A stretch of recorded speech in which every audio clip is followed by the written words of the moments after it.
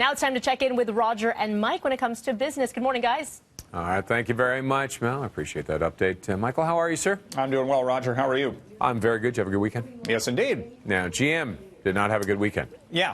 Things are ugly there now. From one strike averted to an ongoing labor disruption, the General Motors strike in the U.S. now into week number 4, and apparently, according to the UAW, the contract offer that was offered up to the union over the weekend from GM was ostensibly the same as what had been previously rejected, so that is a non-starter.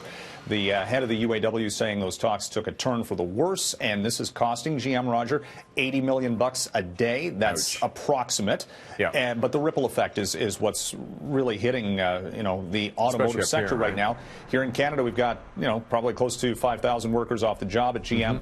Parts shortage, 21 days now disruption here. And then you got the ripple effect for all the companies and businesses, small and large, that feed these companies, the workers and such. It's very damaging, certainly. And it's going to be very interesting to see exactly what kind of economic impact this has.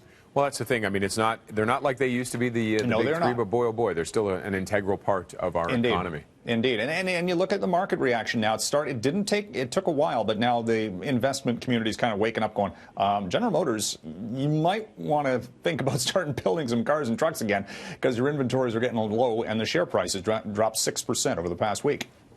Okay, some good news from Unilever, or Unilever? Yeah. Unilever, right? By 2025, they want to cut plastics in half? That's the word from the CEO at Unilever, talking about, this is a global consumer products giant. They package all sorts of goods, from Dove skincare products to Axe deodorants, even Ben & Jerry's ice cream, for goodness sakes.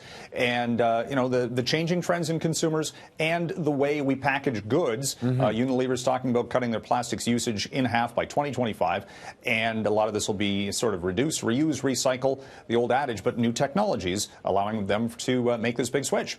Which is great, because when you see the big companies start to do these things, it really catches people's attention. And right? Coca-Cola last week was talking about, using oceans plastics in new technological forms to do their bottling. Again, their companies are adapting. It takes time, for that the consumer trends to work back into the company sometimes, but now they're trying to take a leadership role.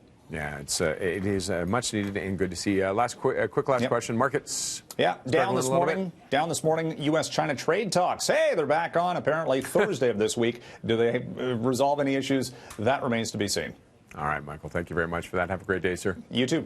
And let's head up to Airborne. Kyle's up there taking a look at the roads.